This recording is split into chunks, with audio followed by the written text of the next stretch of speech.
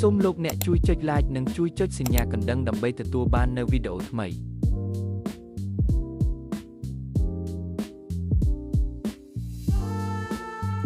សូមជូនរឿងអាតកំបាំងភរិយាជាមេធ្មប់នៅក្នុងភូមិមួយមានហេតុការណ៍កាត់សក់ស្ត្រីបានចាប់ផ្ដើមញញឹកនៅពេលយប់ជ្រៅអាប់ធ្មប់ម្នាក់ដែលមានកាំបិតខ្លីនិងបង្ហាញខ្លួនហើយនាងនឹងកាត់រួចយកទៅបាត់នៅសក់ក្រុងរបស់ស្ត្រីណាដែលនាងរកឃើញថាកំពុងគេងលក់គ្មាននរណាម្នាក់អាចយល់បានថាហេតុអ្វីបានជាមានរឿងនេះកើតឡើងចំពោះពួកគេនោះទេថ្ងៃមួយអូនសម្លាញ់អូនត្រូវលាក់សក់របស់អូនឲ្យជិតព្រោះហេតុការណ៍កាត់សក់ក្រុងកំពុងកើនឡើងពេញភូមិបងខ្លាចថាបើអាប់ធ្មប់ដឹងថាអូនមានសក់វែងនាងនឹងមកកាត់យកសក់ក្រុងរបស់អូនទៅបងមិនបាច់បារម្ភទេគ្មានអាប់ធ្មប់ណាដែលហ៊ានដល់ថ្នាក់មកប៉ះសក់ក្រុងរបស់ខ្ញុំឡើយអូខេតាមចិត្តអូនចុះបងគ្រាន់តែចង់ប្រាប់អូនទុកជាមុនបើមានរឿងអ្វីកើតឡើងគុំមកស្រែកដាក់បងឲ្យសោះបន្ទាប់ពីនិយាយរួចលុះយប់ធ្លាក់ចុះអាប់ធ្មប់កាត់សក់ក្រុងបានមកដល់ភូមិម្ដងទៀតនាងកំពុងតាមរកជនរងគ្រោះបន្ទាប់នៅទីនេះទីនោះរហូតដល់នាងប្រទះឃើញស្ត្រីម្នាក់កំពុងគេងលក់តាមបង្អួចផ្ទះមួយនាងបានចូលទៅក្នុងផ្ទះរួចកាត់សក់ក្រុងនោះភ្លាមពេលដែលនាងកាត់សក់ក្រុងរួចស្ត្រីនោះក៏ភ្ញាក់ឡើងព្រះម្ចាស់អើយតើនាងចូលមកតាមណាអូព្រះអើយតើសក់របស់ខ្ញុំទៅណាអស់ហើយ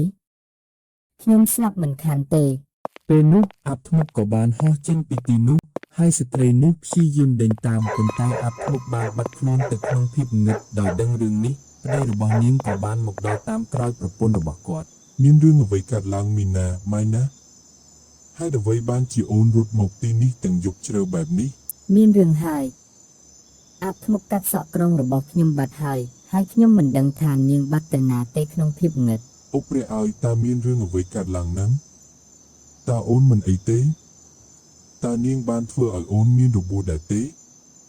តោះយើងទៅវិញយើងមិនគួរនៅទីនេះពាក់កណ្ដាលអាទិត្យទេបើអាប់ធ្មប់ត្រឡប់មកវិញយើងនឹងមានបញ្ហាធំពួកគេទាំងពីរមានការខូចចិត្តយ៉ាងខ្លាំងហើយបានត្រឡប់ទៅផ្ទះវិញព្រឹកបន្ទាប់មករឿងដែលបានកើតឡើងចំពោះមីណាបានរីករាលដាលដោយភ្លើងឆេះព្រៃពេញភូមិមនុស្សគ្រប់គ្នាជែកគ្នាអំពីអាប់ធ្មប់នោះប៊ីម៉ាវ៉ៃម៉ាចាប់ផ្ដើមព្រួយបារម្ភពីប្រពន្ធរបស់គាត់ដូច្នេះគាត់ក៏ប្រញាប់ទៅផ្ទះពេលទៅដល់គាត់បានចូលទៅក្នុងបន្ទប់ប្រពន្ធហើយឃើញថានាងកំពុងសិតសក់ស៊ូម៉ាន់អូនដឹងទេថាកាលពីយប់មិញអាប់ធ្មប់នោះបានកាត់សក់ក្រុងរបស់ប្រពន្ធម៉ូវែនដែលជាមិត្តរបស់បងបារម្ភពីអូនណាស់បងខ្លាចនាងមកទីនេះស៊ូម៉ាន់សក់របស់អូនហាក់ដូចជាវែងទៅពីមួយថ្ងៃទៅមួយថ្ងៃពីមុនវាមិនដែលដុះលឿនបែបនេះទេហើយអ្វីបានជាឥឡូវវាវែងលឿនម្ល៉េះប្រហែលមកពីខ្ញុំយកចិត្តទុកដាក់ថែរក្សាវ៉ាខ្លាំងពេកដឹង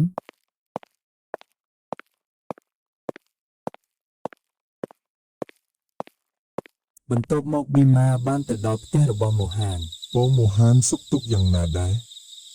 ខ្ញុំបានឮរឿងបងស្រីថ្លៃវាពិតជាគួរឲ្យសោកស្ដាយណាស់ទេវាមិនអីឡើយអាប់ធ្មប់បានកាត់សក់ក្រុងរបស់ស្ត្រីស្លូតត្រង់ម្នាក់ទៀតហើយរួចក៏បាត់ខ្លួនទៅក្នុងភាពងឹតបងនិយាយត្រូវហើយខ្ញុំក៏បារម្ភគ្រប់ពេលដែរខ្ញុំគិតថាខ្ញុំត្រូវទៅវិញហើយបងក៏ត្រូវថែរក្សាខ្លួនឯងនិងមីណាឲ្យល្អដែរក្រោយពីនិយាយរួចប៊ីម៉ាក៏ត្រឡប់ទៅផ្ទះវិញលុះដល់ពេលយប់ពេលដែលប៊ីម៉ាកំពុងគេងលក់ស្រាប់តែគាត់បានឮសំឡេងខ្លាំងមួយគាត់បានភ្ញាក់ឡើងហើយមើលទៅជុំវិញខ្លួនស្រាប់តែរកមិនឃើញស៊ូម៉ាន់នៅក្នុងបន្ទប់ឡើយគាត់ចាប់ផ្ដើមខ្លាចស៊ូម៉ាន់អូននៅណាស៊ូម៉ាន់អូននៅណាអូព្រះអើយតើសំឡេងនរណានៅទីនោះខ្ញុំស្មានថាអាប់ធ្មប់ប្រហែលជាបានវាយប្រហារលើស្ត្រីម្នាក់ទៀតហើយខ្ញុំត្រូវតែចេញទៅមើលឲ្យដឹងគាត់បានរត់ចេញទៅក្រៅហើយឃើញអ្នកភូមិពីរបីនាក់កំពុងឈរនៅទីនោះគាត់ក៏ប្រញាប់រត់ទៅរកពួកគេមានរឿងអ្វីកើតឡើងតើសំឡេងស្រីកំបាញ់មិញជារឿងអ្វីតើគ្រប់យ៉ាងមិនអីទេវាមិនអីឡើយអាប់ធ្មប់បានកាត់សក់ក្រុងរបស់ស្ត្រីស្លូតត្រង់ម្នាក់ទៀតហើយរួចក៏បាត់ខ្លួនទៅក្នុងភាពងឹតអូព្រះអើយចុះស៊ូម៉ាន់នៅណាខ្ញុំត្រូវតែត្រឡប់ទៅផ្ទះវិញគាត់បានរត់ត្រឡប់ទៅផ្ទះវិញពេលទៅដល់គាត់មានការភ្ញាក់ផ្អើលយ៉ាងខ្លាំងដែលឃើញស៊ូម៉ាន់នៅក្នុងបន្ទប់កំពុងតែតុបតែងសក់របស់នាងយ៉ាងសប្បាយស៊ូម៉ាន់អូនទៅណាទៅមកវិញអូនដឹងទេថាអាប់ធ្មប់បានធ្វើបាបសក់នរណាម្នាក់ទៀតហើយ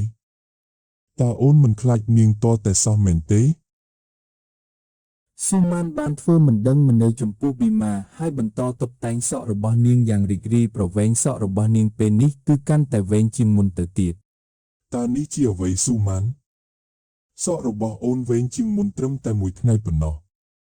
តើវាអាចទៅរួចយ៉ាងដូចម្ដេច ប៊ីម៉ាចាប់ផ្ដើមមានអារម្មណ៍ភ័យខ្លាចពេលមើលទៅសក់របស់ស៊ូម៉ានហើយគាត់មិនដឹងថាមានរឿងអ្វីកំពុងកើតឡើងឡើយលុះថ្ងៃបន្ទាប់មកព័ត៌មានអំពីសក់ដ៏វែងរបស់ស៊ូម៉ានបានរីករាលដាលពេញភូមិមនុស្សគ្រប់គ្នាជាគ្នាអំពីសក់របស់នាង